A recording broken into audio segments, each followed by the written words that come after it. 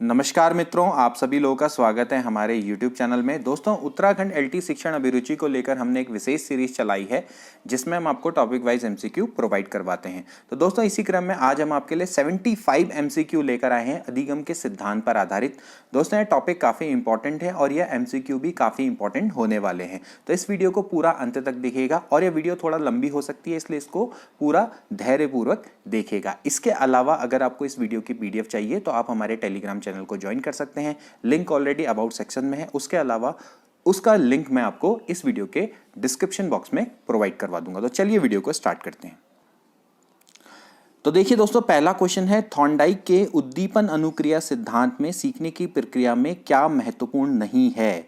आपको बताना है कि जो थॉर्नडाइक का उद्दीपन अनुक्रिया सिद्धांत है, जिसको कि आप स्टिमुलस एस यानी कि एसआर थ्योरी बोला जाता है, स्टिमुलस रिस्पोंडेंट थ्योरी बोला जाता है, इसमें क्या महत्वपूर्ण नहीं है। क्रिया प्रसूत व्यवहार, उद्दीपक, अभिप्रेरक या फिर अंतर्नोद। तो दोस्तों, इसका राइट आंसर है क्रिया प्रसूत व्यवहार।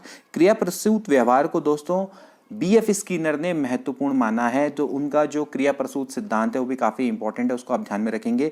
बात करते हैं उद्दीपन अनुक्रिया सिद्धांत की। तो उद्दीपन अनुक्रिया सिद्धांत ये होता है दोस्तों कि व्यक्ति के सामने अनेक प्रकार की समस्याएं आती हैं, तो उसके समाधान के लिए वो अनेक प्रकार की अनुक्रियाएं करता है। जो समस्याएं होती हैं वो क्या होती हैं दोस्तों? उद्दीपन होती हैं, ठीक है ना। इसमें कई सारे मनोवैज्ञानिक ये दोस्तों मानते हैं कि उद्दीपन और अनुक्रिया में संबंध पुनर्बलन के द्वारा स्थापित होता है। पुनर्बलन, आपने सुना होगा इस वर्ड का नाम, पुनर्बलन यानी कि रेनफोर्समेंट। कई मनोवैज्ञानिक हैं जो इस विचारधारा के समर्थक हैं। कहने का मतलब यह है दोस्तों कि अगर आप कोई उद्दीपन के प्रति आप रिस्पॉन्स करते हैं यानी अनुक्रिया करते हैं और आपको पुनर्बलन मिलता है और अगर आपको संतोष की प्राप्ति होती है तो आप उस उद्दीपन के संग अपनी अनुक्रिया का संबंध कर लेते हैं। इसी को ही सीखना बोला जाता है। जैसे कि हम दोस्तों पुरस्कार देते हैं, दंड देते हैं, ये भी किसके अंतर्गत आता है? पुनर्बलन के अंतर्गत आता है। तो उसमें क्या होता है कि हम उस उद्दीपन के प्रति अनुक्रिया करना सीख लेते हैं। तो जैसे थॉर्नडाइक हैं, स्किनर हैं, पावलोव, हल, मिलर, ये सारे मनोवैज्ञानिक पुनर्बलन सिद्धांत को मानते हैं। इसके अपेक्षाकृत कुछ मनोवैज्ञानिक ऐसे भी हैं जो इस सिद्धांत का समर्थन नहीं करते, जैसे कि गुथरी, वॉटसन, एस्टेस। ये ऐसे मनोवैज्ञानिक है दोस्तों, ये मानते हैं कि उद्दीपन के प्रति अनुक्रिया जब होती है तो उसमें किसी पुनर्बलन की आवश्यकता नहीं है। उद्दीपन अनुक्रिया करते करते आदमी स्वयं ही उद्दीपन के प्रति अनुक्रिया में संबंध स्थापित कर लेता है, यानी कि उद्दीपन और अनुक्रिया में संबंध स्थापित हो जाता है। यहां पर बात करते हैं उद्दीपन अनुक्रिया सिद्धांत को हम इसमें दो पार्ट्स में इसको डिवाइड कर सकते हैं। जैसे कि एक होता है प्रतिवादी व्यवहार, एक होता है क्रिया प्रसूत व्यवहार, ठीक है ना। तो यहां पर प्रतिवादी और क्रिया प्रसूत व्यवहार, जो क्रिया प्रसूत व्यवहार है दोस्तों वही आपका बीएफ स्किनर वाला सिद्धांत है, ठीक है ना। तो क्रिया प्रसूत व्यवहार ये कहता है दोस्तों कि अगर यहां पर उद्दीपन अस्पष्ट हो तो उसके प्रति रिस्पॉन्स भी हो सकता है, जबकि यहां पर उद्दीपन स्पष्ट होता है, ठीक है। इस चीज को ध्यान में रखना है कि प्रतिवादी व्यवहार में होगा क्या कि उद्दीपन स्पष्ट होगा तो उसके प्रति क्या होगी? स्पष्ट अनुक्रिया होगी। लेकिन क्रिया प्रसूत में होता क्या है कि आपके सामने जो उद्दीपन है वो स्पष्ट नहीं होता है और अनुक्रिया हो जाती है। जैसे कि बीएफ स्किनर ने क्या किया था, एक चूहे को पिंजरे में रखा था, उसके सामने कोई भी स्टिमुलस नहीं था प्रेजेंट। चूहा इधर उधर भागा और उसके पांव से लीवर दब गया और लीवर दबा और उसको भोजन मिल गया। तो लेकिन इस समय पर उसके सामने कोई स्पष्ट उद्दीपन नहीं था, लेकिन फिर भी उसने अनुक्रिया कर दी, तो वो क्रिया प्रसूत व्यवहार कहलाता है। और दोस्तों, ये जो क्रिया प्रसूत व्यवहार होता है वो ऐच्छिक होता है, यानी कि वॉलंटरी होता है, आपकी स्वेच्छा पर निर्भर करता है। ये आपका ऐच्छिक नहीं होता है। तो थॉर्नडाइक है, थॉर्नडाइक ने क्रिया प्रसूत को नहीं माना है। थॉर्नडाइक ने एक तरीके से हम कह सकते हैं प्रतिवादी अनुक्रिया सिद्धांत को माना है। पुनर्बलन का ये समर्थन करते हैं, ये भी आपको ध्यान में रखना है। लेकिन यहां पर क्रिया प्रसूत व्यवहार बीएफ स्किनर की देन है, ये आपने ध्यान में रखना है। तो अब देखिए, मैंने आपको सारे जो इसमें इंपॉर्टेंट चीजें थी वो मैंने आपको क्लियर कर दिया। अब आगे के क्वेश्चन आपके लिए बहुत ईजी हो जाएंगे। देखिए अगला प्रश्न, एक बालक काली गाय, काला कुत्ता, काली वस्तुओं को देखकर उसको डर नहीं लगता है, इस प्रकार के अनुबंधन में निहित है। देखिए, वैसे होना चाहिए कि डर लगता है, लेकिन कोई फर्क नहीं पड़ता। आपके पास जो काला रंग है वो उद्दीपन है, ठीक है, और डर लगना या ना लगना उसके प्रति अनुक्रिया है। समझ में आ रहा है? तो एक बालक हर किसी काले कलर में उद्दीपन के प्रति अनुक्रिया करता है, तो ये एक्चुअली क्या है, ये है उद्दीपक का सामान्यीकरण। इसको बोला जाता है स्टिमुलस जनरलाइजेशन, ठीक है ना। यानी कि बच्चे को हर काली वस्तु से डर लगने लग गया है, वो उसके प्रति वही सेम रिस्पॉन्स करता है, यानी कि जो एक जैसे दिखने वाले उद्दीपक हैं उनके प्रति वो सेम रिस्पॉन्स करता है, तो उसको क्या बोलते हैं, उद्दीपन सामान्यीकरण बोला जाता है। अगला प्रश्न, गेने ने अपनी पुस्तक द कंडीशन ऑफ लर्निंग में सीखने के कितने प्रकार बताए हैं। काफी फैक्चुअल सा क्वेश्चन, आप पहले तो ध्यान में रखेंगे द कंडीशन ऑफ लर्निंग किसके द्वारा लिखी गई, गेने के द्वारा, ये क्वेश्चन भी आया हुआ है। तो द कंडीशन ऑफ लर्निंग में इन्होंने सीखने के दोस्तों 8 प्रकार बताए हैं, इसको आप ध्यान में रखेंगे। इसके बाद अगला प्रश्न, अधिगम का क्रिया प्रसूत अनुबंधन सिद्धांत किसके द्वारा दिया गया। अभी जैसे मैंने आपको बताया था बीएफ स्किनर के द्वारा दोस्तों ये दिया गया था, इसको आप ध्यान में रखेंगे। इसके बाद अगला प्रश्न, किस अधिगम मनोवैज्ञानिक ने बाल अधिगम विकास में पुरस्कार को महत्व नहीं दिया। अभी दोस्तों मैंने आपको थ्योरी बताई थी ना पूरी की पूरी, कुछ मनोवैज्ञानिक क्या करते हैं, पुनर्बलन को समर्थन देते हैं, कुछ नहीं देते हैं। तो यहां पर आप देखिए जैसे पुरस्कार है, पुरस्कार को कौन महत्व नहीं देगा, जो कि पुनर्बलन को समर्थन नहीं देगा। थॉर्नडाइक, पावलोव, स्किनर तीनों पुनर्बलन को समर्थन देते हैं, लेकिन गुथरी पुनर्बलन को समर्थन नहीं देते हैं, ठीक है। तो यहां पर इसका राइट आंसर गुथरी होगा। इसके बाद अगला प्रश्न, सीखने के सिद्धांतों के संदर्भ में स्कैफोल्डिंग की ओर संकेत करता है। देखिए यहां पर काफी इंपॉर्टेंट ये वर्ड है स्कैफोल्डिंग, ठीक है। अब ये क्या है, स्कैफोल्डिंग एक्चुअली क्या होता है दोस्तों, वाइगोट्स्की का नाम सुना है। वाइगोट्स्की ने बताए हैं सीखने के 2 स्तर, ठीक है। एक सीखने का तो वो स्तर होता है जिसमें बच्चा आप स्वयं सीख लेता है, यानी कि उसका लेवल ऐसा होता है कि भाई उसको किसी की आवश्यकता नहीं पड़ती सीखने में, ठीक है ना। लेकिन दूसरा स्तर पर पहुंचने के लिए उसको क्या होता है, भाई किसी ना किसी की आवश्यकता पड़ जाती है, किसी वयस्क की सहायता पड़ जाती है, जिससे कि वो उस लेवल तक पहुंच पाए, यानी कि वो स्तर थोड़ा कठिन होता है। तो यहाँ पर जो सीखने में वयस्कों द्वारा अस्थायी सहयोग होता है उसको ही दोस्तों क्या बोलते हैं, स्कैफोल्डिंग बोलते हैं। कितना सिंपल है, आप इसको बहुत इजीली समझ गए होंगे, ठीक है ना। तो वाइगोट्स्की ने बताए हैं 2 स्तर। तो पहला जो स्तर है उसमें तो बच्चा क्या करता है, खुद से अपनी क्षमता के आधार पर सीख लेता है, लेकिन दूसरे स्तर पर पहुंचने के लिए उसे किसी ना किसी की आवश्यकता पड़ती है, वयस्क की आवश्यकता पड़ती है। ऑफकोर्स किसकी पड़ेगी, टीचर्स की, माँ बाप की, ठीक है ना। तो वहां पर वो क्या होगा, ऑफकोर्स वो क्या होता है, कहलाती है स्कैफोल्डिंग कहलाती है, ठीक है। इसके बाद अगला प्रश्न, प्रयास एवं त्रुटि में सबसे महत्वपूर्ण क्या है। प्रयास एवं त्रुटि का सिद्धांत आपने पढ़ा होगा दोस्तों। प्रयास एवं त्रुटि में सबसे ज्यादा इंपॉर्टेंट क्या चीज होगी, प्रयास एवं त्रुटि क्या कहती है कि अगर कोई भी जीव है सीखने की प्रक्रिया में क्या करता है, प्रयास करता है, फिर उसके बाद त्रुटि होती है, फिर वो लगातार प्रयास करता है तो उसकी त्रुटि कम होते चली जाती है।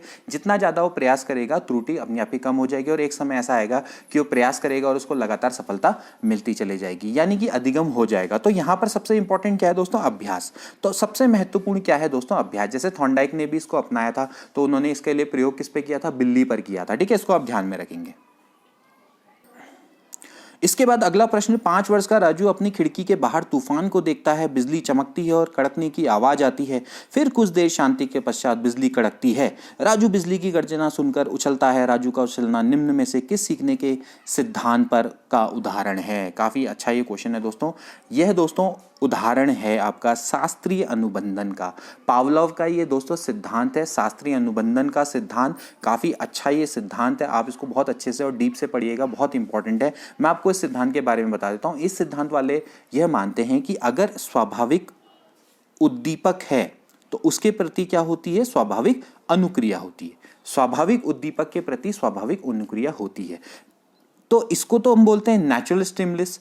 एक होता है न्यूट्रल स्टिमुलस। न्यूट्रल का मतलब क्या होता है, कृत्रिम भी इसको हम बोल सकते हैं या मैनमेड भी इसको बोला जा सकता है। एक होता है न्यूट्रल स्टिमुलस। अब अगर आप इन दोनों को साथ साथ ले आओ एक साथ, उसके प्रति भी क्या होगा, रिस्पॉन्स होगा। तो कुछ समय बाद ऐसा होगा कि भाई जो ये न्यूट्रल स्टिमुलस है इसके प्रति भी क्या हो जाएगा, सेम रिस्पॉन्स आने लग जाएगा। तो इसी को क्या बोलते हैं, कंडीशनिंग बोला जाता है।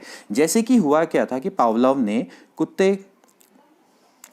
ने क्या किया था, एक कुत्ते को रखा पिंजरे में, ठीक है।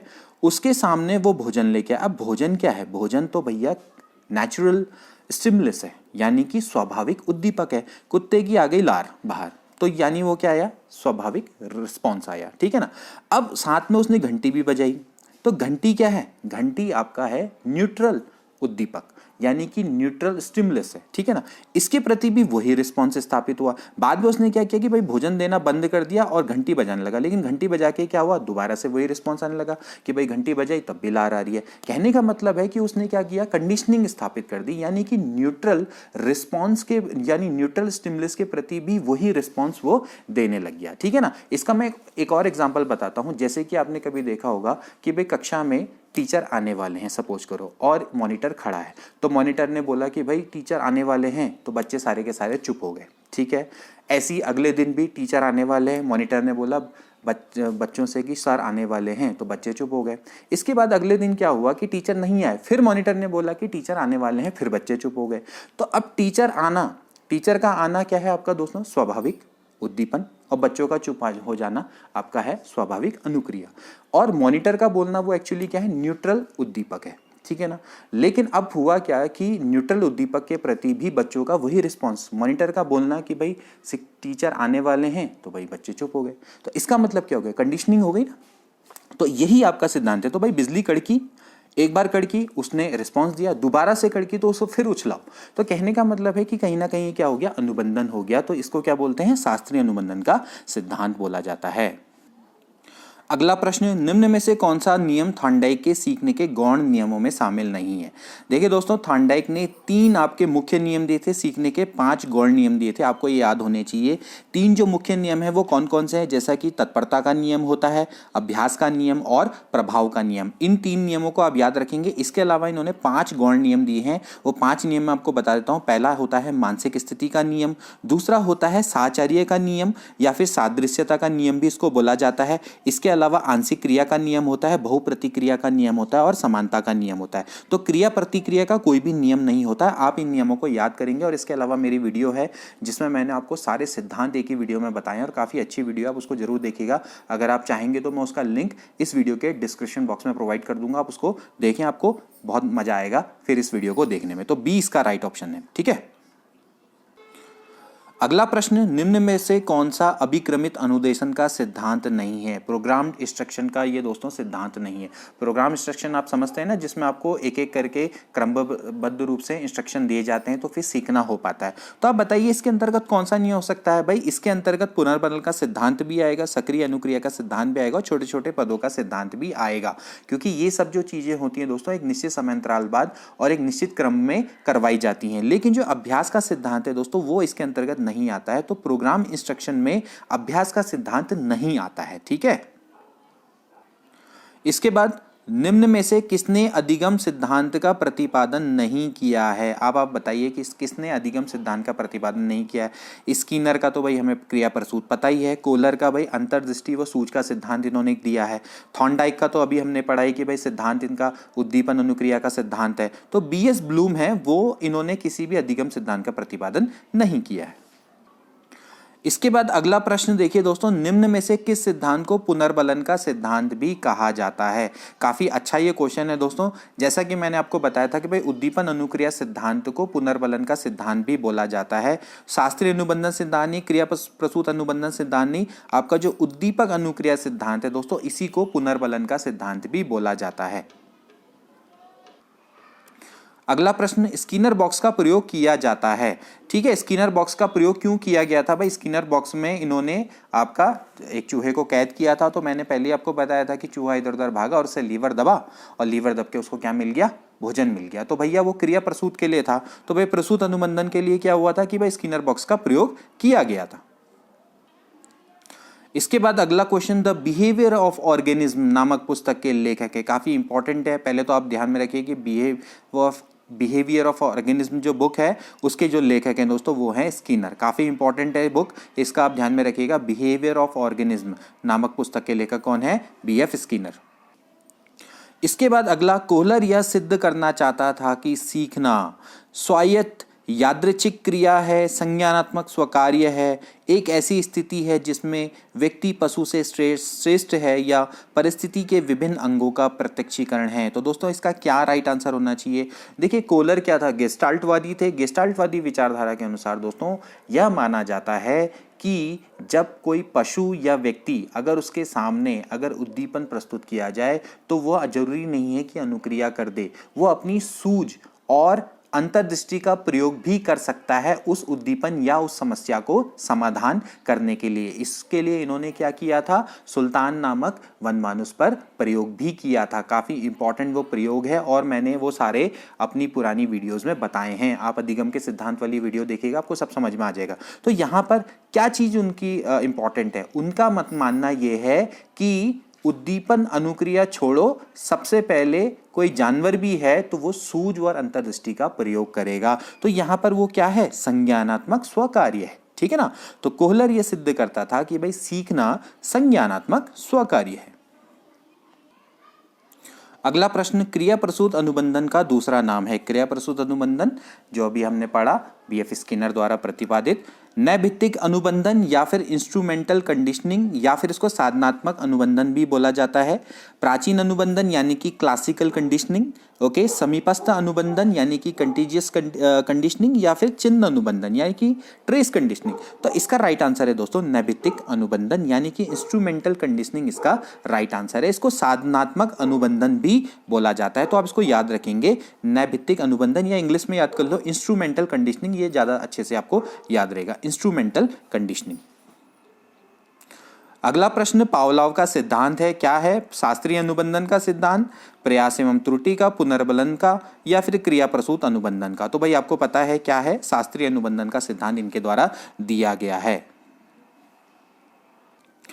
अगला प्रश्न आपको मिलान करना है अधिगम सिद्धांत की, आपको यहाँ पर सूची दे रखी है, यहाँ पर प्रवर्तक दे रखे हैं, आपको बताना है। तो बताइए पहले प्रयास एवं त्रुटि का सिद्धांत किसके द्वारा दिया गया, ये दिया गया ये दिया गया थॉर्नडाइक के द्वारा। तो इसका राइट आंसर कितना है, थॉर्नडाइक। इसके बाद जो क्रिया प्रसूत सिद्धांत है दोस्तों, ये किसके द्वारा दिया गया, अभी हमने 10 बार डिस्कस कर लिया, ये दिया गया स्किनर के द्वारा। शास्त्रीय अनुबंधन का सिद्धांत पावलोव के द्वारा, सूच का सिद्धांत कोहलर के द्वारा। तो 4 3 1 2, तो 4 3 1 2 है यहाँ पर, तो बी वाला ऑप्शन बिल्कुल इसका करेक्ट है। इसके बाद अगला, अधिगम के बारे में कौन सा कथन सत्य है, आपको बताना है कि कौन सा कथन सत्य है। सीखने की प्रक्रिया में व्यवहार में परिवर्तन अभ्यास अनुभव के कारण होता है, बिल्कुल सही। भाई सीखना तो हमने पहले ही बोला है ना कि भाई सीखना क्या होता है, आपके अनुभव के आधार पर व्यवहार में जो परिवर्तन होता है उसको ही सीखना बोला जाता है। अधिगम में व्यवहार परिवर्तन स्थायी होता है, बिल्कुल कुछ हद तक ये सही भी है। और अधिगम एक अनुमानित प्रक्रिया है और निष्पादन से भिन्न है, बिल्कुल सही। तो इस तरीके से देखा जाए तो डी ऑप्शन बिल्कुल करेक्ट है। इसके बाद दोस्तों आपको ये बताना है कि कथन है और आपको ये किस मनोवैज्ञानिक द्वारा यह कहा गया है। ठीक, कोई बात नहीं, थोड़ा सा टफ क्वेश्चन है लेकिन आप इसको कर लेंगे। देखिए अधिगम कोई नया कार्य करना है, ये किसके द्वारा दिया गया है। देखिए अधिगम कोई नया कार्य करना है, ये वुडवर्थ के द्वारा बोला गया है, तो इसका तीसरा ऑप्शन बिल्कुल करेक्ट है। अधिगम उद्देश्यपूर्ण है, अधिगम उद्देश्यपूर्ण का जो डेफिनेशन है दोस्तों ये मर्सेल द्वारा दी गई है, काफी इंपॉर्टेंट है। अधिगम व्यवहार में परिवर्तन, ये तो सबसे ज्यादा इंपॉर्टेंट है, क्रो एंड क्रो की, इसको आप याद रखेंगे, तो ये दूसरा इसका है। और अधिगम ज्ञान एवं अभिव्यक्ति की प्राप्ति है दोस्तों, गिलफोर्ड के द्वारा दी गई है। तो 3 4 2 1, 3 4 2 1 इसका राइट आंसर है। तो 3 4 2 1 यानी कि कौन सा ऑप्शन, बिल्कुल सी वाला ऑप्शन इसका बिल्कुल करेक्ट है। ठीक है। अगला प्रश्न आपको बताना है, अधिगम के बारे में असत्य कथन को आपने छांटना है। अधिगम आजीवन चलने वाली प्रक्रिया है, बिल्कुल सही। अधिगम अनुभवों का संगठन है, बिल्कुल सही। अधिगम वातावरण की उपज नहीं है, बिल्कुल गलत, क्योंकि अधिगम पे तो वातावरण का प्रभाव पड़ता है ना, तो वातावरण की तो उपज हुआ ही वो। ठीक है। और व्यक्तिगत और सामाजिक दोनों है, बिल्कुल व्यक्तिगत रूप से भी होता है और सामूहिक रूप से भी आप सीखते हैं, तो सी वाला ऑप्शन बिल्कुल करेक्ट है। अगला प्रश्न दोस्तों, पावलोव के शास्त्रीय अनुबंधन अधिगम सिद्धांत में नहीं है। आपको बताना है कि इसके शास्त्रीय अनुबंधन अधिगम सिद्धांत में क्या नहीं है। उद्दीपक अनुक्रिया, जैसे कि हमने बात की, उद्दीपक अनुक्रिया से ही दोस्तों ये बना है। साहचर्य, बिल्कुल साहचर्य का मतलब होता है एसोसिएशन, जहां पर हम दो स्टिमुलस, एक होता है आपका नेचुरल, एक होता है न्यूट्रल, दोनों के बीच में साहचर्य स्थापित कर लेते हैं। पुनर्बलन का दोस्तों यहाँ पर ज्यादा रोल नहीं है, अनुकूलित प्रत्यावर्तन तो इसको बोला ही जाता है। तो यहाँ पर इसका दोस्तों राइट ऑप्शन है पुनर्बलन। ठीक है, इसको आप ध्यान में रखेंगे। इसके बाद अगला, पावलोव ने शास्त्रीय अनुबंधन का सिद्धांत कब प्रतिपादित किया दोस्तों, इसका राइट आंसर है 1904 में इन्होंने यह सिद्धांत प्रतिपादित किया था। इसके बाद अगला, पावलोव के प्रयोग में तटस्थ उद्दीपक यानी कि न्यूट्रल स्टिमुलस है। जैसे कि मैंने यहाँ पे आपको बताया कि भाई नेचुरल स्टिमुलस कौन था, भोजन, तो तटस्थ कौन था, घंटी, तो घंटी इसका राइट आंसर है। ठीक है ना। ये न्यूट्रल स्टिमुलस था जिसके बाद में एसोसिएशन हो गया भोजन के संग, यानी सहचर्य स्थापित हो गया। अब जो इसके प्रति रिस्पॉन्स आता था वही इसके प्रति रिस्पॉन्स आने लगा, यानी जो इसको देख के लार टपकती थी अब इसको देख के भी लार टपकने लग गई। इसी को तो क्या बोलते हैं, अनुकूलित प्रत्यावर्तन बोलते हैं ना, या फिर इसको अनुबंधन बोला जाता है। ठीक है, टाइप एस कंडीशनिंग भी इसको बोल सकते हैं। इसके बाद अगला, अधिगम को प्रभावित करने वाला कारक नहीं है विषय सामग्री का प्रस्तुतिकरण, शारीरिक एवं मानसिक स्वास्थ्य, बालक का आर्थिक स्तर या फिर अध्यापक की भूमिका। देखिए, विषय सामग्री का जितना आप अच्छा प्रस्तुतिकरण करेंगे उतना अधिगम प्रभावी होगा। शारीरिक और मानसिक स्वास्थ्य सबसे इंपॉर्टेंट है कि भाई शारीरिक और मानसिक रूप से जब तक स्वस्थ नहीं होंगे तब तक अधिगम नहीं होगा। अध्यापक की भूमिका तो सबसे इंपॉर्टेंट है। तो भाई बालक का आर्थिक स्तर पर डिपेंड नहीं करता, बालक के आर्थिक स्तर से इसका कोई लेना देना नहीं है। इसके बाद अगला, अधिगम को प्रभावित करने वाले कारक हैं। अधिगम को प्रभावित करने वाले कारक कौन कौन से हैं? परिपक्वता, अभिप्रेरणा, वातावरण और परीक्षण। देखिए, सभी अधिगम को प्रभावित करते हैं दोस्तों, सभी इसका राइट आंसर है। इसके बाद फिर से हम सूची 1 से सूची 2 का मिलान करना है आपको। अब फिर से बताइए आप, स्वाभाविक उद्दीपक यानी कि नेचुरल स्टिमुलस कौन होगा? भोजन, तो इसका 2 होना चाहिए। स्वाभाविक अनुक्रिया, भोजन को देख के क्या होगा, कुत्ते के मुंह में लार आएगी तो लार यानी स्वाभाविक अनुक्रिया है। अब अस्वाभाविक उद्दीपक यानी कि आपका न्यूट्रल स्टिमुलस यानी कि घंटी है तो इसका 4 होना चाहिए। और अस्वाभाविक अनुक्रिया यानी कि कुत्ते के कान खड़ा होना, इसको भी बोल सकते हैं। तो यहां से 2 1 4 3, तो 2 1 4 3 यानी ए वाला ऑप्शन बिल्कुल करेक्ट है। अगला प्रश्न, पावलोव के शास्त्रीय अनुबंधन सिद्धांत की सफलता निर्भर करती है। आपको बताना है, पहला है समय की सन्निकटता यानी अप्रोक्सीमेटेड वैल्यू ऑफ टाइम। कहने का मतलब है कि एक निश्चित अंतराल के बाद। इसके बाद पुनरावृत्ति यानी कि ऑफकोर्स आप लगातार उस चीज़ की पुनरावृत्ति कर रहे हैं। और नियंत्रित वातावरण, जैसा कि नियंत्रित वातावरण में जब कुत्ते को रखा गया था और उसके सामने लगातार भोजन को एक निश्चित अंतराल के बाद प्रस्तुत किया गया था। तो सभी इस पर निर्भर करते हैं। तो यहाँ पर इसका डी ऑप्शन बिल्कुल करेक्ट है। इसके अलावा प्रेरणा को भी इम्पॉर्टेंट माना गया है। प्रेरणा का मतलब क्या होता है दोस्तों, जैसे कि मैंने आपको बताया था, सबसे पहले जो प्रेरणा होती है वो शारीरिक प्रेरणा होती है। जैसे कि अगर कुत्ते को अगर भूख नहीं लगती तो फिर तब तक ये सिद्धांत आपका सफल नहीं हो सकता। तो हम कहते हैं कि भाई आपके अंदर की जो प्रेरणा होती है यानी कि आपको भूख होती है, उसके कारण भी शास्त्रीय अनुबंधन का सिद्धांत सफल हुआ है। ये भी आप ध्यान में रखेंगे। इसके बाद अगला, पावलोव के शास्त्रीय अनुबंधन सिद्धांत के अनुसार घंटी तथा भोजन के मध्य ही अनुबंधन कहलाता है। जैसे कि मैंने अभी आपको बताया कि भाई घंटी और भोजन के मध्य में क्या हुआ, साहचर्य स्थापित हो गया ना, एसोसिएशन स्थापित हो गया। तो यहां पर यही दोस्तों क्या है, अनुबंधन है। इसके बाद कुछ इंपॉर्टेंट फैक्ट्स पावलोव के बारे में निम्न कथनों पर अपने विचार करना है। पावलोव ने अनुकूलित प्रत्यावर्तन का सिद्धांत दिया, जिसको हम शास्त्रीय अनुबंधन का सिद्धांत बोलते हैं, बिल्कुल सही। पावलोव रूसी शरीर वैज्ञानिक थे, ये भी बिल्कुल सही है। उन्होंने कुत्ते के पाचन में लार स्राव की भूमिका पर अध्ययन के दौरान अधिगम संबंधी सिद्धांत प्रतिपादित किया, ये भी बिल्कुल सही है। और 1904 में पाचन क्रिया में किए गए शोध कार्य हेतु उनको नोबेल पुरस्कार भी मिला था। ये सारे स्टेटमेंट बिल्कुल करेक्ट है। तो इस तरीके से देखें तो इसका जो कूट डी है वो बिल्कुल करेक्ट है। ठीक है, तो यानी डी ऑप्शन बिल्कुल करेक्ट है। इसके बाद अगला, अधिगम से संबंधित पावलोव की रचना है। आपको बताना है कि अधिगम के सिद्धांत से संबंधित पावलोव की कौन सी रचना है। Animal intelligence, conditional reflexes, dynamic theory या फिर लर्निंग रीफोर्समेंट। देखिए इसका राइट आंसर है दोस्तों कंडीशन रिफ्लेक्सेस। ठीक है ना, कंडीशन, जैसे कि अभी हमको पता है कि भाई कंडीशन रिफ्लेक्सेस इन्हीं की होनी चाहिए बुक, तो कंडीशन थ्योरी भी इन्हीं की है। तो भाई conditional reflexes and the lecture on conditional reflexes, 2 पुस्तक इन्होंने निकाली थी। एनिमल इंटेलिजेंस जो है वो थॉर्नडाइक की बुक है, 1898 में आई थी, इसको भी आप ध्यान में रखेंगे, 1898 में आई थी।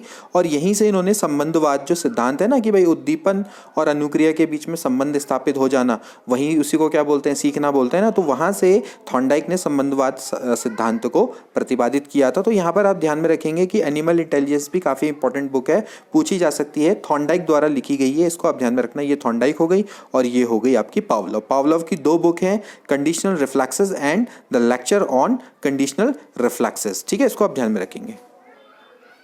इसके बाद अगला, पावलोव का सिद्धांत किस नाम से जाना जाता है? देखिए पावलोव के सिद्धांत को किन किन नाम से जानते हैं? संबंध प्रत्यावर्तन, ये भी सही है। संबंध प्रतिक्रिया इसको भी बोला जाता है। अनुकूलित अनुक्रिया से भी इसको बोला जाता है, ठीक है ना। अनुकूलित प्रत्यावर्तन भी बोला जाता है। इसके अलावा शास्त्रीय अनुबंधन का सिद्धांत भी इसको बोला जाता है। तो 5-6 इसके नाम है, उपरोक्त सभी इसका राइट आंसर है, ठीक है। इसके बाद अगला प्रश्न, पावलोव के अनुकूलित प्रत्यावर्तन सिद्धांत के बारे में अपने निम्न कथनों पर विचार करना है। पहला, यह सिद्धांत नियंत्रित वातावरण में किए गए प्रयोग पर आधारित है, बिल्कुल सही। यह सिद्धांत अधिगम के यांत्रिक उपागम पर आधारित है, बिल्कुल। आप मशीनों के द्वारा सिखा रहे हैं कुत्ते को, तो एक तरीके से यांत्रिक रूप से आप उसको सिखा रहे हैं, ठीक है ना। तो ये आपके यांत्रिक उपागम पर आधारित है। इसके अलावा यह सिद्धांत पुनर्बलन पर आधारित है, बिल्कुल नहीं, जैसे कि मैंने अभी आपको बताया था कि पुनर्बलन की इसमें आवश्यकता नहीं है। इसके बाद यह सिद्धांत सहज क्रियाओं में कोई परिवर्तन करके उनमें संबंध किया जाता है, बिल्कुल सही है। इसके अलावा पावलोव के सिद्धांत में अनुबंध उच्च श्रेणी का अनुकूलन है, ये भी दोस्तों बिल्कुल सही है। तो इसका राइट ऑप्शन क्या होना चाहिए? 1, 2, 4 और 5। तो 1, 2, 4, 5 वाला कोई है? बिल्कुल है। तो सी वाला ऑप्शन इसका बिल्कुल करेक्ट है। इसके बाद अगला प्रश्न, पावलोव के प्रयोग से अधिगम के एक सिद्धांत, प्रसिद्ध सिद्धांत का निर्माण हुआ, उसको क्या बोला जाता है? दोस्तों इसका राइट आंसर है दोस्तों सबलीकरण का सिद्धांत, या फिर इसको हम प्रबल का सिद्धांत भी बोलते हैं। दोस्तों इसको स्किनर और हल, जेसी हल आपको जानते हैं। इसके बाद क्लार्क हल के द्वारा दोस्तों इसका निर्माण हुआ, सबलीकरण का सिद्धांत, इसको आप ध्यान में रखेंगे। पावलोव के प्रयोग से अधिगम के एक प्रसिद्ध सिद्धांत का निर्माण हुआ, जिसको कि सबलीकरण का सिद्धांत बोला जाता है, ठीक है। इसके बाद अगला प्रश्न, पावलोव के अनुकूलित प्रत्यावर्तन सिद्धांत का शैक्षिक निहितार्थ के संबंध में निम्न आपने कथनों पर विचार करना है। तो देखिए पहला कथन है इसमें दोस्तों कि जो यह सिद्धांत जटिल विषयों को सिखाने के लिए उपयोगी नहीं है। इसके बाद यह सिद्धांत से अधिगम स्थायी नहीं होता है। अनुशासन के लिए दंड एवं पुरस्कार के सिद्धांत इसी सिद्धांत पर आधारित हैं, या फिर शिक्षण में श्रव्य दृश्य उपकरणों का प्रयोग इसी सिद्धांत पर आधारित है। तो देखा जाए तो दोस्तों इसके चारों ऑप्शन बिल्कुल सही हैं। जटिल विषयों को सिखाने के लिए उपयोगी नहीं है, अधिगम इसमें स्थायी नहीं होता है। इसके अलावा अनुशासन के लिए दंड एवं पुरस्कार के सिद्धांत इस सिद्धांत पर आधारित हैं, और श्रव्य दृश्य उपकरणों का प्रयोग इस सिद्धांत पर आधारित है। तो बिल्कुल सही है। तो चारों ऑप्शन इसके बिल्कुल करेक्ट है। तो इस तरह से देखा जाए तो कूट इसका बी वाला बिल्कुल सही है। तो बी ऑप्शन इसका करेक्ट है। इसके बाद अगला, अनुकूलित अनुक्रिया सिद्धांत अनुकूल पर बल देता है, यानी कि किसके अनुकूलन पर बल देता है? प्रेरणा के, पुनर्बलन के, चिंतन के, या फिर अंतर्दृष्टि के। जैसा कि मैंने आपको बताया, इसमें सबसे इंपॉर्टेंट क्या है दोस्तों? प्रेरणा। प्रेरणा का मतलब है कुत्ता, जैसा कि आपने देखा कि अगर उसके अंदर भूख नहीं होती तो वो शायद घंटी और भोजन के प्रति अनुक्रिया ही नहीं करता। तो अनुकूलित अनुक्रिया सिद्धांत में प्रेरणा अनुकूलन पर यह बल देता है। अगला प्रश्न, थॉर्नडाइक के प्रयास एवं त्रुटि सिद्धांत के संदर्भ में निम्न कथनों पर आपने विचार करना है। अधिगम की प्रक्रिया में उद्दीपन अनुक्रिया होती है, बिल्कुल सही है, क्योंकि उद्दीपन अनुक्रिया के सिद्धांत के प्रवर्तक भी यही हैं। उसके अलावा उद्दीपन अनुक्रिया में संबंध पर बल दिया जाता है, बिल्कुल संबंध इनके बीच में स्थापित होता है। तो इसीलिए तो उन्होंने एनिमल इंटेलिजेंस बुक लिखी थी, जिसमें उन्होंने संबंधवाद भी के बारे में बताया था। बालक बार बार प्रयास करके एवं त्रुटि के बारे में सीखता है, ये भी बिल्कुल सही है। और उद्दीपन अनुक्रिया में संबंध के कारण यह सिद्धांत संबंधवाद सिद्धांत भी कहलाता है, ये भी बिल्कुल सही है, ठीक है। तो इस तरह से देखा जाए तो इसके चारों कूट बिल्कुल सही हैं। तो इस तरह से देखा जाएगा तो भैया इसका सी वाला ऑप्शन बिल्कुल करेक्ट बैठेगा। अगला, सक्रिय अनुक्रिया अनुबंध जिस उद्दीपक अनुक्रिया संबंध पर आधारित है, यह अनुक्रिया होगा, वह है। देखिए आपको मैंने पहले ही बताया कि भाई सक्रिय अनुक्रिया अनुबंध जिस उद्दीपक अनुक्रिया संबंध पर आधारित है। सक्रिय अनुक्रिया कब होगी दोस्तों? जब आप पे अभ्यास का नियम लागू होगा। तो अभ्यास के नियम पर दोस्तों यह आधारित है। तो इसका ऑप्शन है डी बिल्कुल करेक्ट है। अगला प्रश्न, थॉर्नडाइक के अनुसार सीखना संबंध स्थापित करता है। सीखना आवश्यकता की पूर्ति की प्रक्रिया द्वारा होता है। प्रशिक्षण एवं अनुभव के द्वारा व्यवहार में परिवर्तन ही अधिगम है, या सीखने की असफलताओं का कारण समझने की असफलता है। देखिए दोस्तों, सीखना संबंध स्थापित करता है, यही बिल्कुल सही है, ठीक है ना। तो आपको मैं जैसे अभी हमने बताया कि जो थॉर्नडाइक है, इन्होंने यही बोला कि भाई उद्दीपन और अनुक्रिया के बीच में अगर आप संबंध स्थापित कर दें तो वही आपका सीखना है। ठीक है, तो सीखना संबंध को स्थापित करता है। बाकी इसके अलावा जो सीखना आवश्यकता की पूर्ति की प्रक्रिया के द्वारा होता है, ये जेसी हल द्वारा दिया गया है, क्लार्क हल ने इसको दिया है। ठीक है, प्रबलन का सिद्धांत। प्रशिक्षण एवं अनुभव के द्वारा व्यवहार परिवर्तन, इसको गेट्स ने दिया है। ठीक है, तो ये चीजों को आप ध्यान में रखना, ये गेट्स के द्वारा और ये हल के द्वारा। ठीक है, इसके बाद एक बालक को लाल गुलाब का कांटा चुभ गया, जिससे उसे काफी दर्द हुआ। आगे चल के वह लाल कपड़े या लाल किसी भी चीज को देखकर डरने लगा। यह उदाहरण अब भी आपको बताया था। ये किसका उदाहरण है दोस्तों? उद्दीपक सामान्यीकरण का। तो इस टाइप के काफी क्वेश्चन ये आते हैं और पिछले बार एलटी के एग्जाम में भी इससे रिलेटेड एक क्वेश्चन आया था। तो दोस्तों ये क्या है? उद्दीपक सामान्यीकरण। थॉर्नडाइक के अधिगम सिद्धांत के अनुसार अधिगम का आधार है, जैसे कि हमने आपको बताया, अधिगम का क्या आधार है? उद्दीपन अनुक्रिया। उद्दीपन और अनुक्रिया के बीच में संबंध स्थापित हो जाए तो वही अधिगम है थॉर्नडाइक के अनुसार। अगला प्रश्न आपको सूची 1 का सूची B से मिलान करना है। फिर से बताइए, पावलोव के द्वारा कौन सा सिद्धांत दिया गया इन चारों में से? संबंध प्रतिक्रिया का सिद्धांत। चौथा, स्किनर का जो सिद्धांत है वो क्रिया प्रसूत सिद्धांत है। कोलर का सूच का सिद्धांत है, और जबकि थॉर्नडाइक का प्रयास एवं त्रुटि का सिद्धांत है। तो 4 1 2 3। तो इस तरह से देखा जाए तो 4 1 2 3 है, यहाँ बी वाला ऑप्शन बिल्कुल इसका करेक्ट है। इसके अलावा थॉर्नडाइक के अधिगम सिद्धांत के बारे में निम्न कथन पर विचार कीजिए। इस सिद्धांत के आधार पर बालकों में धैर्य परिश्रम के प्रति आशा जागृत होती है। बिल्कुल सही है। इस सिद्धांत के द्वारा छोटे बच्चों को जूते पहनाना, चम्मच से खाना खिलाना आदि क्रियाएं सिखा सकते हैं। बिल्कुल सही है। यह सिद्धांत बार बार अभ्यास पर बल देता है। बिल्कुल सही है।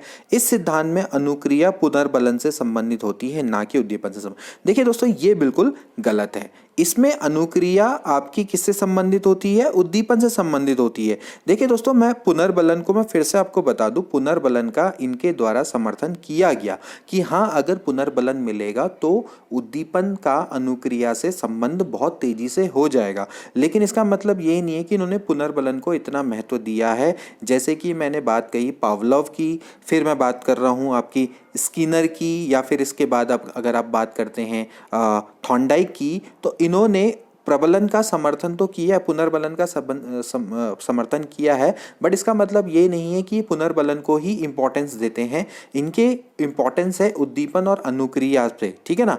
और जैसे कि इसको बिल्कुल ना मानने वाले लोग हैं वो है वॉटसन और आपके गुथरी, ठीक है, एस्टेस, ये लोग जो हैं जो कि बिल्कुल इसको नहीं मानते हैं।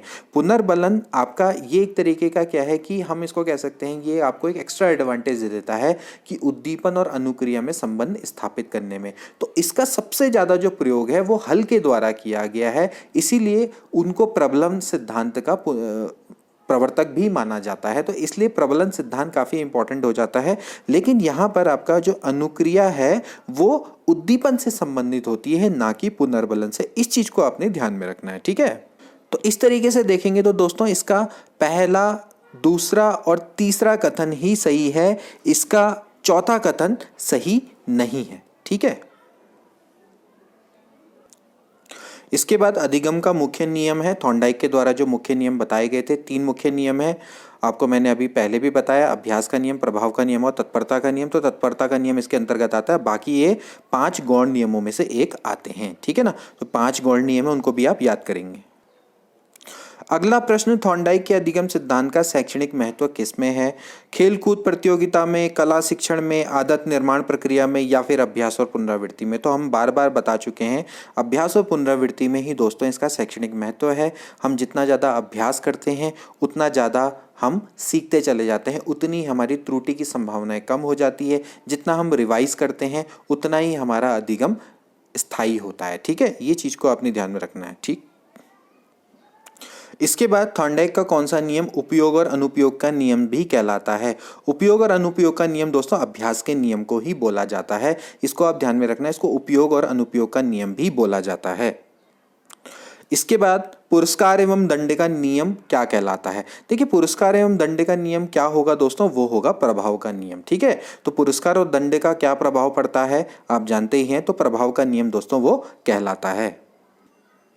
इसके बाद जिन प्रतिक्रियाओं को सीखने के उपरांत संतुष्टि प्राप्त होती है उन्हें सीख लिया जाता है, इसको क्या बोला जाता है? देखिए दोस्तों, अगर आपको सीखने के उपरांत अगर संतुष्टि प्राप्त होती है, उनको अगर आप सीख लेते हैं तो इसका मतलब ये है कि आपका उन पर अच्छा प्रभाव है, तो उसको प्रभाव का नियम बोला जाता है। जैसे कि अभी हमने देखा था ना, पुरस्कार एवं दंड का नियम, तो ये आपका दोस्तों क्या है? प्रभाव का नियम है। अभ्यास का नियम हम बार बार बता चुके हैं। तत्परता का नियम यह है कि सीखने से पहले आप अपने आप को तत्पर करें, यानी कि प्रिपेयर करें, तो उसको तत्परता का नियम दोस्तों बोला जाता है।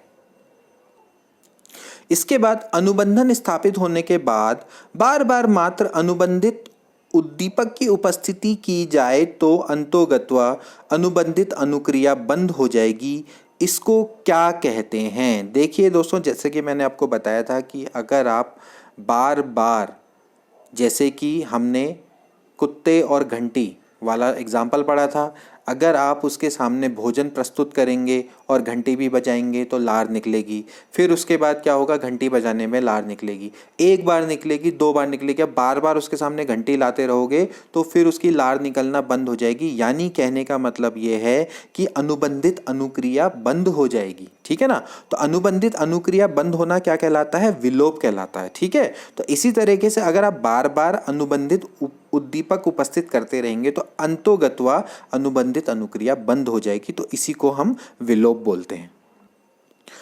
अगला प्रश्न, थॉर्नडाइक के अधिगम सिद्धांत के अनुसार अधिगमकर्ता द्वारा की गई अनुक्रिया जब होगी तब अधिगम होगा, जब वो सुखद होगी। ठीक है ना? जब अधिगमकर्ता द्वारा की गई अनुक्रिया जब सुगत होगी तभी क्या होता है? अधिगम होता है। तो ये इनका मानना है। ठीक है? तो जब वो सुगत होगा, जैसे कहने का मतलब है कि अगर पुनर्बलन मिल गया तो वो भी तब भी सुगत हो सकती है। ठीक है ना? या किसी और केस से भी सुगत हो सकती है। तो जब वो सुगत होगी तभी अधिगम होगा। ठीक है? यहां पर आप इस चीज को ध्यान में रखना। हालांकि फिर भी मैं बोल रहा हूं कि पुनर्बलन को इतनी इंपॉर्टेंस नहीं दी गई है।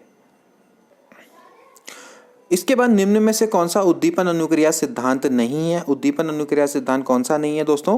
कोहलर वाला सिद्धांत। कोहलर का तो क्या है? अंतर्दृष्टि सूच का सिद्धांत है। बाकी स्किनर, पावलोव, थॉर्नडाइक, ये तो सारे उद्दीपन अनुक्रिया सिद्धांत से संबंधित हैं। इसके बाद थॉर्नडाइक के अधिगम सिद्धांत में प्रक्रिया का तत्व नहीं है। जब ये अधिगम सिद्धांत की प्रक्रिया होती है तब कौन सा उसका तत्व नहीं है? त्रुटि, अभ्यास, श्रृंखलाबद्धता या फिर पुनर्बलन। अब देखिए दोस्तों, प्रश्न के परिप्रेक्ष्य में अब इसका राइट आंसर श्रृंखलाबद्धता होगा, पुनर्बलन नहीं होगा। देखिए पुनर्बलन तो मैंने पहले ही बोला ना कि अगर उसको सुखद अनुभव हो जाए तो कहीं ना कहीं प्रोसेस में पुनर्बलन भी आ जाता है। उसको इंपॉर्टेंस नहीं दी है, लेकिन वो फिर भी कहीं ना कहीं आसपास है। लेकिन श्रृंखलाबद्धता नहीं है। जैसे श्रृंखलाबद्धता कहाँ पर थी आपकी? जैसे अभिकर्मित अनुदेशन में आपके जैसे जो आपके जो प्रयोग था आपका, पावलोव का प्रयोग था, तो वहाँ पर कहीं ना कहीं श्रृंखलाबद्धता थी। ठीक है ना? एक निश्चित अंतराल के बाद एक निश्चित क्रम में बार बार क्या है? भोजन प्रोवाइड करवाया जाता था। तो यहाँ पर श्रृंखलाबद्धता नहीं है। यहाँ पर बस आपका क्या है कि उद्दीपन और अनुक्रिया है, उद्दीपन और अनुक्रिया है, और इसमें कोई भी इस तरीके का मतलब ये आपका एक तरीके से क्रमबद्ध नहीं है, सीक्वेंस में नहीं है, तो श्रृंखलाबद्धता बिल्कुल भी इसके अंतर्गत नहीं आएगी। इसके बाद एक बच्चा अतीत की समान परिस्थिति में की गई अनुक्रियाओं के आधार पर नई स्थिति के प्रति अनुक्रिया करता है या किससे संबंधित है? काफ़ी अच्छा ये क्वेश्चन है दोस्तों। ये आपके गौण नियम की परिभाषा है दोस्तों। जो सीखने का गौण नियम है, इसको बोलते हैं सीखने की प्रक्रिया का सादृश्यता का नियम या फिर साहचर्य का नियम। तो इसके संग वो क्या करता है? एसोसिएशन बैठा लेता है कि जो अतीत में की गई समान परिस्थिति में की गई अनुक्रियाओं के आधार पर नई स्थिति के प्रति भी वो अनुक्रिया करता है। जैसे कि अगर बच्चे को कोई एक्सपीरियंस हो जाए, उसके आधार पर वो क्या करता है? नई अनुक्रिया करता है। ठीक है? तो ये आपको ध्यान में रखना है कि समान परिस्थिति पर की गई अनुक्रिया के आधार पर वो नई स्थिति के प्रति भी वही अनुक्रिया करता है। तो इसको सादृश्यता का नियम, साहचर्य का नियम बोला जाता है। काफी इंपॉर्टेंट है। इसके बाद अगेन प्रयास एवं त्रुटि में सबसे महत्वपूर्ण क्या है? अभी ये क्वेश्चन हमने डिस्कस किया था, इसमें सबसे इंपॉर्टेंट कौन है? अभ्यास है। इसके बाद प्रयास एवं त्रुटि सिद्धांत का आलोचनात्मक कथन है, जो कि इस सिद्धांत की आलोचना करता है। अभ्यास द्वारा गणित, नृत्य, संगीत, टंकण आदि सीखने में यह सिद्धांत उपयोगी है। तो यह आलोचना कैसे हो सकती है? ये तो बढ़िया अच्छी बात है। यह सिद्धांत बार बार अभ्यास द्वारा रटने की प्रवृत्ति की ओर संकेत करता है। तो देखिए दोस्तों, यही इसकी आलोचना है।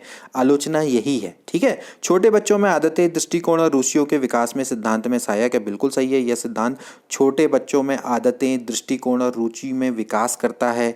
मंदबुद्धि बालकों का अधिगम इस सिद्धांत के द्वारा किया जा सकता है। ये भी बिल्कुल सही है। तो ये आलोचना तो नहीं है, ये तो एक तरीके से इसकी प्रेज है, मतलब हम इसकी अच्छाई कर रहे हैं। तो आलोचना तो बी वाली ही प्रतीत होती है, तो इसका राइट आंसर बी ही है। ठीक है। इसके बाद थॉर्नडाइक के प्रयोग में बिल्ली की भूख ने किसका कार्य किया है? देखिए दोस्तों, अगर हम बात करें बिल्ली की भूख ने, तो जब बिल्ली को भूख लगी तभी उसने हाथ पांव मारना स्टार्ट किया। तो बिल्ली की भूख ने दोस्तों यहाँ पर जो कार्य किया है वो चालक का कार्य किया। देखिए प्रश्न के परिप्रेक्ष्य में आपका चालक बिल्कुल सही है। ड्राइव, ड्राइव यानी अंतर्नोद भी इसको बोला जाता है। वो आंतरिक अवस्था है जो कि आपको ऐसा व्यवहार करने के लिए प्रेरित करती है। प्रेरणा तो आपकी स्टार्ट में होती है। जैसे अगर यहाँ पर प्रेरणा और चालक दोनों साथ नहीं होते, खाली प्रेरणा होती तो प्रेरणा होता आंसर, लेकिन प्रेरणा और चालक में आप वरीयता चालक को देंगे, क्योंकि आपको चालक ही, चालक का मतलब क्या है? ड्राइव। ड्राइव का मतलब क्या होता है? ड्राइवर ना, जो कि आपको एक तरीके से उसकी ओर प्रेरित करता है, ऐसा कार्य करने की ओर प्रेरित करता है, या हम कह सकते हैं कि ऐसा व्यवहार करने के लिए आपको आगे की ओर अग्रसर करता है। तो यहां पर चालक इसका राइट आंसर होना चाहिए। इसके बाद अधिगम का बंध सिद्धांत के प्रवर्तक है, यानी बॉन्ड थ्योरी। अब पता ही आपको बॉन्ड थ्योरी किसके द्वारा, संबंधवाद भी इसको बोला जाता है। कौन है? थॉर्नडाइक है भाई। थॉर्नडाइक ने बॉन्ड थ्योरी दी, उद्दीपन और अनुक्रिया के बीच में संबंध।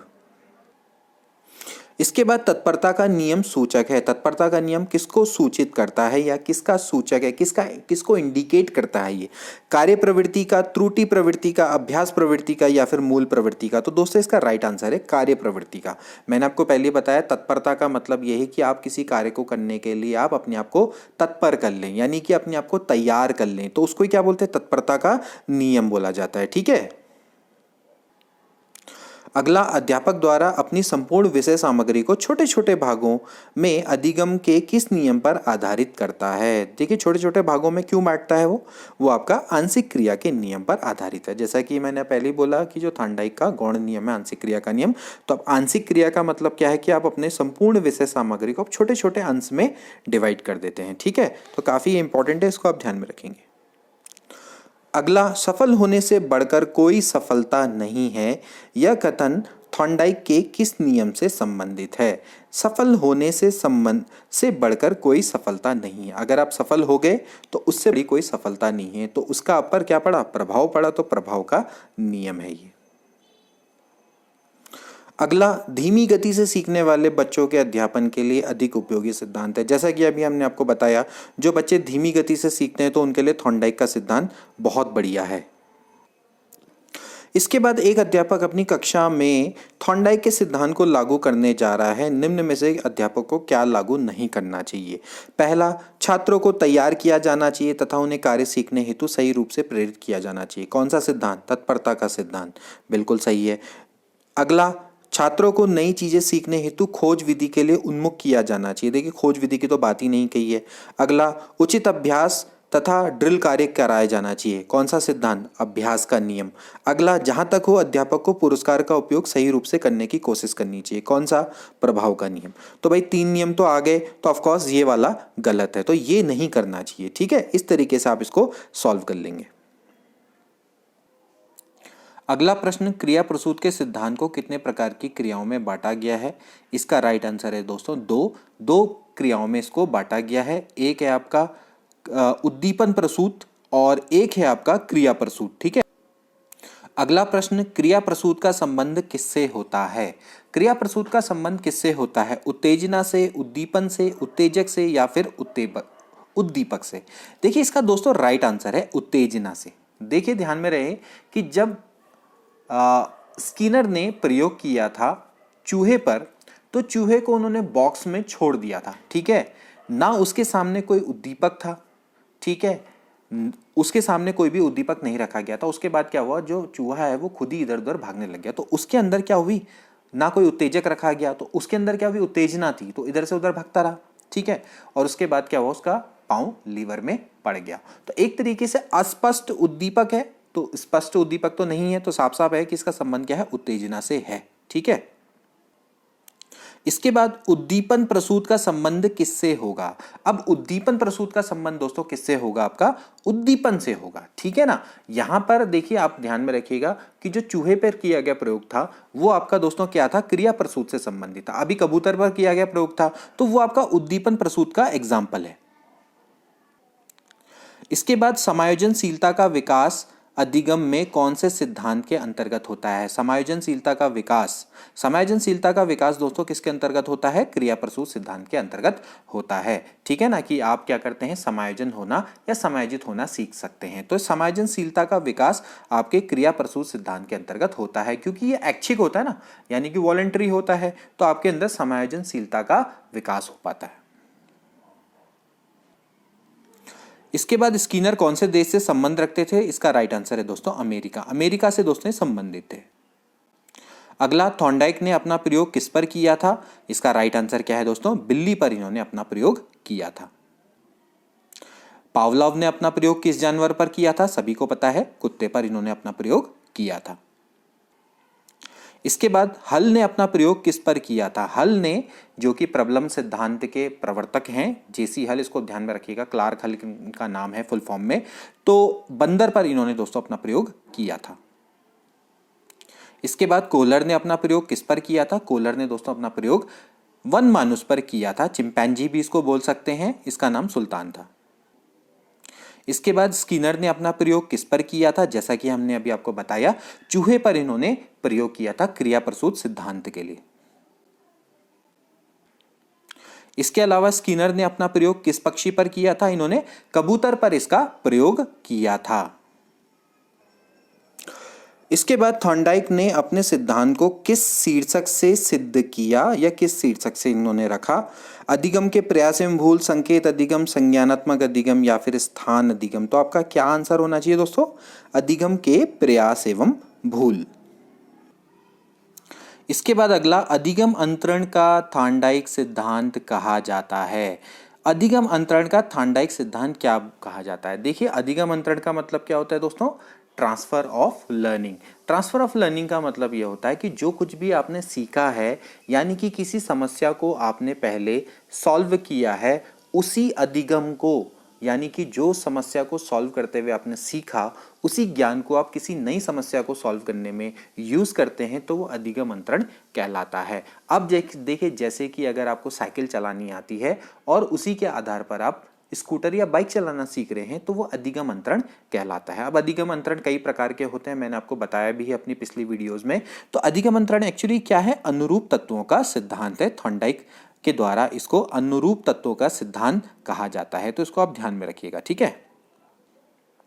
इसके बाद कक्षा शिक्षण में पाठ प्रस्तावना सोपान सीखने के किस नियम पर आधारित है। अब बताइए, जब आप प्रस्तावना देते हैं, यानी कि आप इंट्रोडक्शन देते हैं, तो आप क्या करते हैं, बच्चों को कुछ नया सीखने के लिए तत्पर करते हैं, यानी कि उनको तैयार करते हैं कुछ नया सिखाने के लिए, ठीक है। तो ये एक्चुअली किसके अंतर्गत आता है दोस्तों, तत्परता के नियम के अंतर्गत आता है। तो कक्षा शिक्षण में पाठ प्रस्तावना सोपान आपका तत्परता का नियम के अंतर्गत दोस्तों आता है। तो दोस्तों ये थे 75 MCQ अधिगम के सिद्धांत पर आधारित। आई होप कि आपको MCQ अच्छे लगे होंगे और आपके आने वाले एग्जाम में आपको काफी फायदा देंगे।